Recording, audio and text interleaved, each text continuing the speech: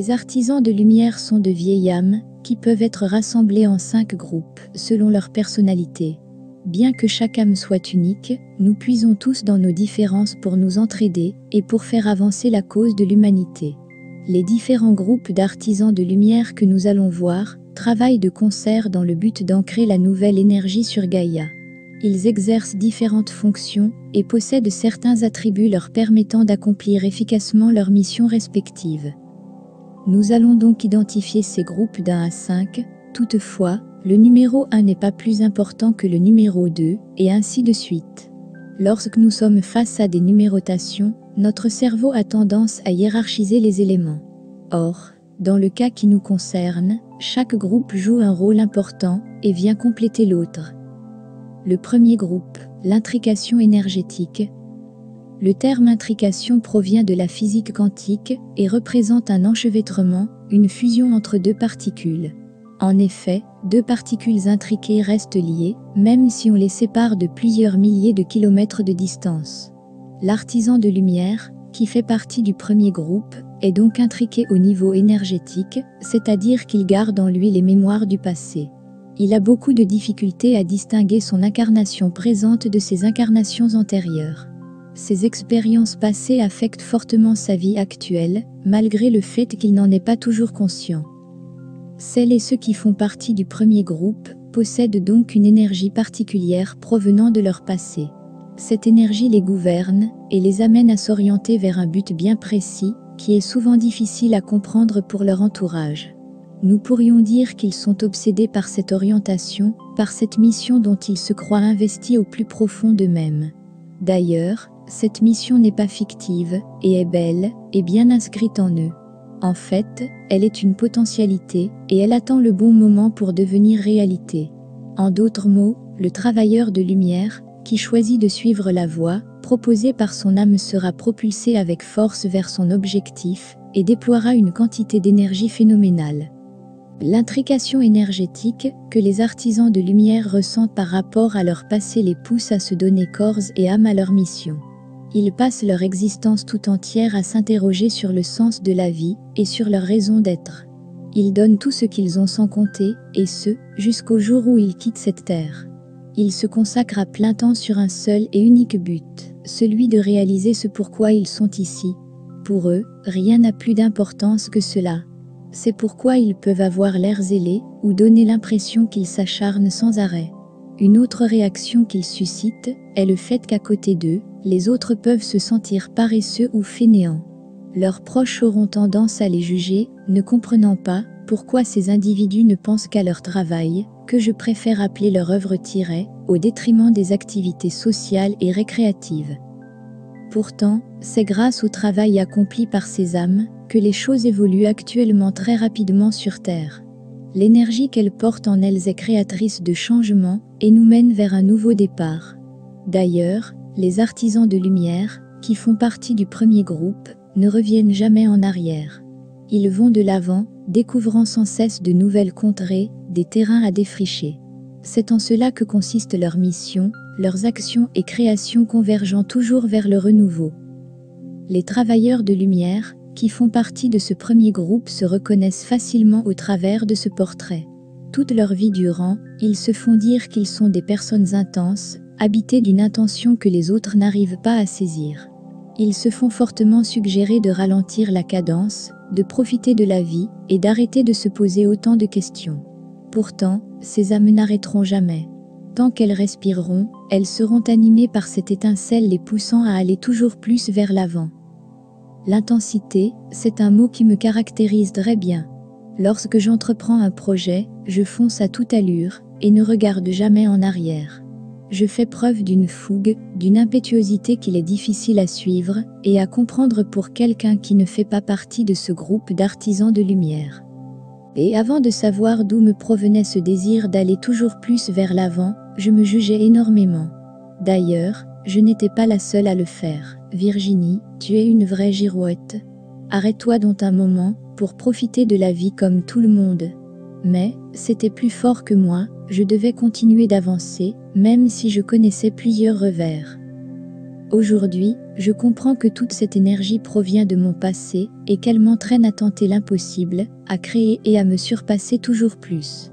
Même si à l'occasion je dois me tempérer, il y a des moments dans la vie où il vaut mieux rester immobile, je choisis toujours le chemin qui m'amène à bouger intérieurement. À ne pas rester assis là dans ma zone de confort, à tenter d'atteindre de nouveaux sommets, même si je ne sais pas toujours comment m'y prendre. Parfois, les gens me demandent comment j'ai fait pour foncer autant, alors que mes particularités autistiques me rendent la tâche si difficile. Je crois que la réponse, c'est mon âme qui la détient. Parce que si j'avais écouté la petite voix apeurée de Virginie, je n'aurais pas fait grand-chose de ma vie. Je n'aurais pas passé 6 années dans les forces armées, je n'aurais pas osé entreprendre des études pour devenir policière, je n'aurais pas travaillé avec le public durant tant d'années, alors que j'ai beaucoup de difficultés avec les interactions sociales. Celui qui ne risque rien n'a, rien est un proverbe que j'affectionne particulièrement. Et je crois que celles et ceux qui font partie de ce premier groupe me comprennent parfaitement. Comment pouvons-nous espérer créer un monde plus neuf, si nous n'osons pas avancer ? Le deuxième groupe, l'intrication énergétique partielle. Le deuxième groupe ressemble au premier, excepté que celles et ceux qui en font partie ne sont pas aussi intenses et déterminés que les membres du premier groupe. Ils se sentent investis d'une mission, mais ne se sentent pas obsédés par cette dernière.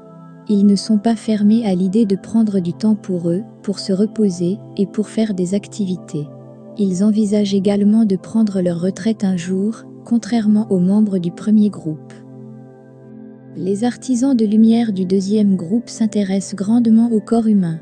Ce sont des guérisseurs, et ils sont là pour venir en aide et soutenir les membres du premier groupe. Puisque ceux-ci travaillent jusqu'à l'épuisement, ils ont besoin de personnes qui s'occupent d'eux lorsqu'ils tombent malades. Ils ont besoin de la présence des guérisseurs pour pouvoir continuer à avancer. Les personnes qui se sentent partiellement intriquées avec leur passé se souviennent, quoique cette mémoire est parfois restée au niveau inconscient, qu'elles ont déjà été des guérisseurs dans leurs vies antérieures. Elles n'ont pas oublié qu'elles portent en elles le fluide de la guérison et qu'elles sont ici pour partager ce don avec autrui. En plus d'être des guérisseurs, les travailleurs de lumière du deuxième groupe sont des spécialistes en ce qui concerne les systèmes. Ils aiment créer des systèmes, que ce soit des systèmes pour aider les gens à guérir, ou des systèmes alimentaires pour les membres du premier groupe, qui oublient de se nourrir. Ils aiment agencer, coordonner, organiser et combiner des éléments entre eux pour créer de nouveaux systèmes plus performants et plus adaptés à notre réalité. Bref, ce sont des optimisateurs dans l'âme. Ces artisans de lumière forment donc un groupe de soutien pour les membres de la première catégorie et pour l'ensemble de l'humanité. En fait, les membres du deuxième groupe travaillent en symbiose avec tous les autres travailleurs de lumière. Chaque groupe fait partie d'un réseau où chacun œuvre pour le bien collectif. En d'autres termes, c'est une immense collaboration qui a lieu, un partenariat permettant à la nouvelle énergie de s'ancrer plus rapidement et plus profondément sur Gaïa. D'ailleurs, les membres du troisième groupe travaillent aussi très fort en ce sens. Le troisième groupe, les catalyseurs énergétiques. Le troisième groupe d'artisans de lumière représente l'énergie du catalyseur. Ces âmes déclenchent une réaction par leur simple présence et permettent à la nouvelle énergie de s'enraciner sur la Terre. Les membres du troisième groupe peuvent rester assis de nombreuses heures et méditer sans même changer de position une seule fois. Ils sont très à l'aise dans leur rôle de catalyseur, puisque leur énergie est stable. En restant assis sans rien faire, du moins, en apparence ils emmagasinent l'énergie des autres, ils l'harmonisent et la retournent à la Terre. Ils modifient ainsi l'énergie d'un lieu en étant simplement présents. Celles et ceux qui font partie de ce troisième groupe ont vécu de nombreuses vies, en tant que moines et moniales. Ils ont appris par le passé à s'asseoir et à être. Cependant, puisque notre société est axée sur la performance et la rapidité d'exécution, les membres de ce groupe sont souvent jugés par leurs confrères et consoeurs, ces derniers ne comprenant pas comment ces gens peuvent rester assis pendant des heures sans avoir envie de bouger ou de faire autre chose. Pourtant, ces individus apportent la paix en transformant et en harmonisant l'énergie. Ils se dégagent d'eux une telle sérénité que nous sommes naturellement apaisés en leur présence. Les deux premiers groupes d'artisans de lumière ont besoin du travail accompli par le troisième groupe, et vice-versa. Comme nous l'avons vu, les groupes sont interconnectés et travaillent en symbiose. Lorsque le premier groupe se sent surchargé, le troisième prend la relève et transforme l'énergie, ce qui soulage et apaise automatiquement le premier. Et s'il n'y avait personne pour se mettre en mouvement, si tout le monde restait assis là à méditer, rien ne serait accompli. Voilà pourquoi chacun des groupes a son importance et est indispensable pour le bon fonctionnement des choses. Le quatrième groupe, les aimants de la nature. On reconnaît les membres du quatrième groupe par le lien profond qui les unit à Gaïa. Ils sont des amoureux de la nature qui ignorent, pour la plupart, être de vieilles âmes. Tout ce qu'ils savent, c'est qu'ils aiment la terre d'un amour inconditionnel et qu'ils se doivent d'en prendre soin.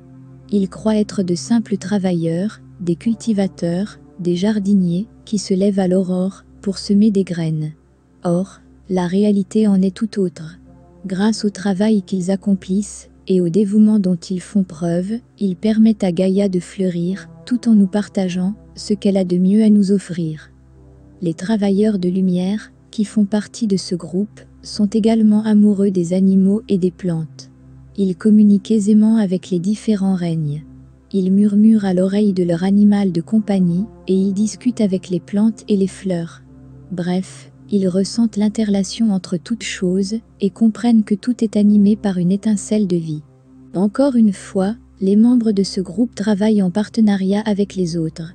En étant là pour s'occuper de la terre, pour prendre soin des récoltes et pour protéger l'environnement, ils permettent aux autres groupes d'accomplir leurs tâches et de se concentrer sur leur domaine de prédilection. Grâce à eux, les membres des autres groupes peuvent continuer à méditer, à guérir et à travailler, sans se soucier de la moisson ou des problèmes environnementaux. Le cinquième groupe, les points d'ancrage. Le cinquième groupe rassemble le plus grand nombre d'artisans de lumière et est responsable du changement sur la planète. Malgré le travail accompli par les membres du premier groupe en ce sens, ce sont ceux du cinquième groupe qui ont le plus gros impact. Ces âmes ne font rien d'extraordinaire et pourtant, elles transforment le monde. Elles se rendent au boulot tous les matins, font leur travail et rentrent à la maison. Cependant, ce qu'elles ne savent pas, c'est qu'elles sont des points d'ancrage qui sèment le germe d'une conscience nouvelle, d'une conscience emplie de compassion. En effet, la compassion est ce qui doit être semé sur notre planète.